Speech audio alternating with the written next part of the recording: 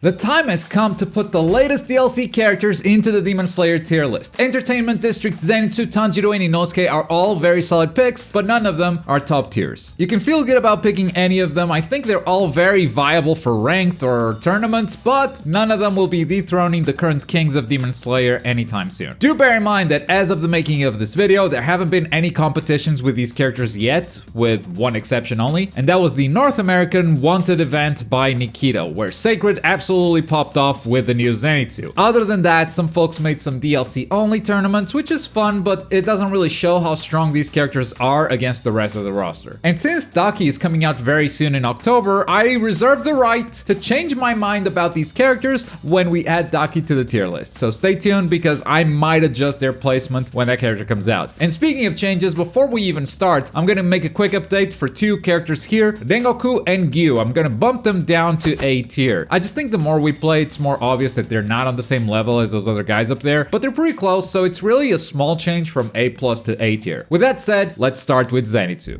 By comparison, this Zenitsu is much weaker than the previous one and may have led people to believe that he was just bad. And that's because he is, but only when compared to one of the best characters in the game. In reality, this Zenitsu has a great neutral tool, which is his jumping skill button, and that's a big tool that Zenitsu mains have been using, but that's also something that's either tricky to use or very expensive. Let me explain. You see, if you do the 3 slashes, Zenitsu is unsafe, which means you're gonna need an assist or you're gonna need to spend an extra bar just to stay safe. So ideally what you do with Zenitsu is just throw 2 slashes at first and hit confirm the third. Unfortunately, this is impossible to do with this game's netcode. You just can't react to the opponent blocking or getting hit. So what ends up happening is everyone gambles all of the time, since it's a very unsafe option that makes Zenitsu very meter intensive even on block. On hit, he's got solid damage, but once again, only if he's cashing out. His combos require a ton of jump or dash cancels, so for Zenitsu to deal damage, he's gonna have to spend a lot of meter. That basically means that Zenitsu needs a lot of meter for neutral and a lot of meter for combos, and that makes him very weak against something that no one has in this game, patience. And maybe that's a good thing, because Zenitsu's grab makes it hard to play patient against him. The neutral skill also deals some solid guard damage, so if you pair him up with a solid guard break assist, he becomes a menace. And actually, as an assist himself, this Zenitsu is quite solid, especially the neutral assist. Not only does it do good guard damage, it also comes out so fast that I think the first slash happens before you can even hit the assist. Because every character has a very brief invulnerability period for every assist, and with that slash being as fast as it is, that makes it a godlike assist defensively. Anyway, I think this Zenitsu is solid. He only seems weak if you compare him to the current Zenitsu, but in my opinion, is an A+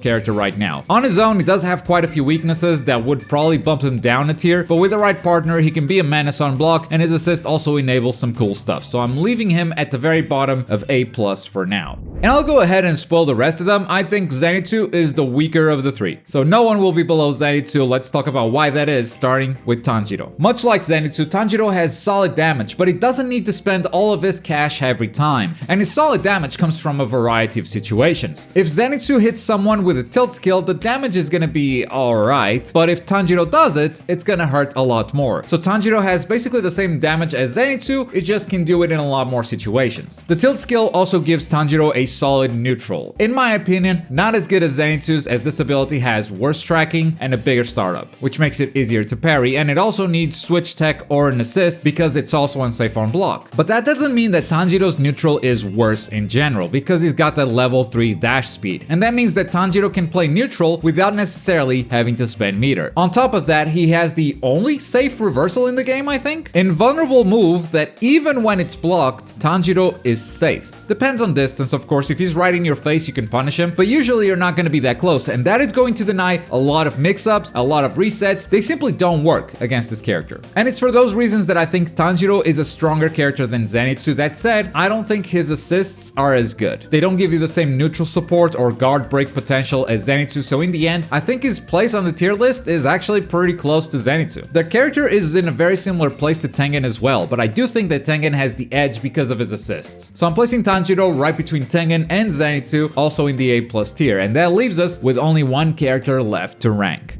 Inosuke is the strongest of the three in my opinion. Which is why this is gonna be very weird, because I'm gonna say nothing but bad things at the start. I'm gonna make this character look like trash, but trust me, it will all come together in the end. This character is a reset monster. Not only does he have the same reset that he had previously, thanks to that really fast grab, where the opponent only has a few options to evade this reset. They can boost, they can ult, and they can jump away. But this last option requires very good timing. Now, while I think this is a strong reset, I don't believe it is as strong as it was previously. Because the previous Inosuke could also go for this grab, but if you jump away, he could tilt skill again to catch you jumping. Now, the only ability that the new Inosuke has that can catch you jumping is the tilt skill, which sure, it works if the opponent jumps, but if you read them wrong, this move is unsafe on block, which was not really the case before. You could just safely go for tilt skill again. Here, you are screwed if you don't have assists. It's still definitely a mix-up, it's just not as good as it was before, but that's not all that Inosuke has. Thanks to his unblockable move, the guard skill, he can be even more unpredictable with his resets. And with switch tech, he can create even more visual noise and catch some inexperienced players off guard. Yes, I did say inexperienced players. The thing is, I really labbed the hell out of this, all of this stuff is fake as hell. And it's because Inosuke's guard skill is really bad. It's an unblockable move, but for some reason, it can be push blocked, and that makes it really easy to avoid. Even if you somehow manage to make these resets airtight, to where the opponent can't even jump away from them, it's extremely hard to do because, let's say you pull that off. The opponent can always get away from this reset with a push block or a parry. Now, I'm okay with a parry because parries are high committal moves. If you whiff a parry, you can get punished. I think that's perfectly fine, but push block is extremely safe. So while Inosuke can build some fun resets and be sort of unpredictable with them, I think the more people play this character, the more obvious his weaknesses will be. All because every single reset is fake as hell. So why do I think that Inosuke is actually stronger than Tanjiro or Zenitsu? It's simple. He doesn't have to go for resets this time around. The beautiful thing about this Inosuke is that he can reset if he wants to, and that's a threat the opponent should definitely be on the lookout for, but he's got solid damage too, and not for that much meter. Making his resets optional is what makes this character so much stronger than the other Inosuke. Well, that, and he's actually got a tilt skill for neutral this time around. This move is really strong, especially the jumping version, but it does share the same weakness as Tanjiro's tilt skill. It has a long startup, making it easier to parry, and it's unsafe on block. But it's something that this character has to enforce neutral if he has assists available, where previously Inosuke just couldn't enforce neutral no matter how hard he tried. That said, even with all of these upsides, as an active character, I don't think Inosuke is stronger than Tanjiro or Zenitsu. But what pushes him up on this tier list, for me, is both of his assists. Inosuke has the first ever armored assist in the game, and that's such a big game changer when fighting against projectiles. It's not even funny. Projectiles used to be a safe way to play neutral, and now that's just not the case anymore if there's an Inosuke ready to be summoned. But it's not just the tilt assist that's good with this character, the neutral assist is incredible too. The amount of guard damage that this deals makes anyone, and I mean anyone in the entire roster, a guard break monster. I mean, look at this. Dash up with the assist, dash again, he's one hit away from a guard break. This is so insanely good. And that's ultimately why I think Inosuke is the strongest of the three characters. I think he's still an A+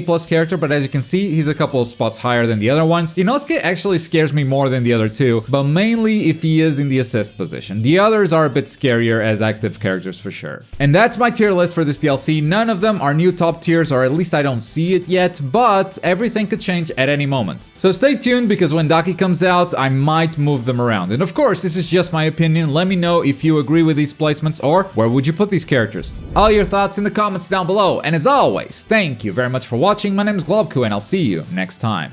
Bye!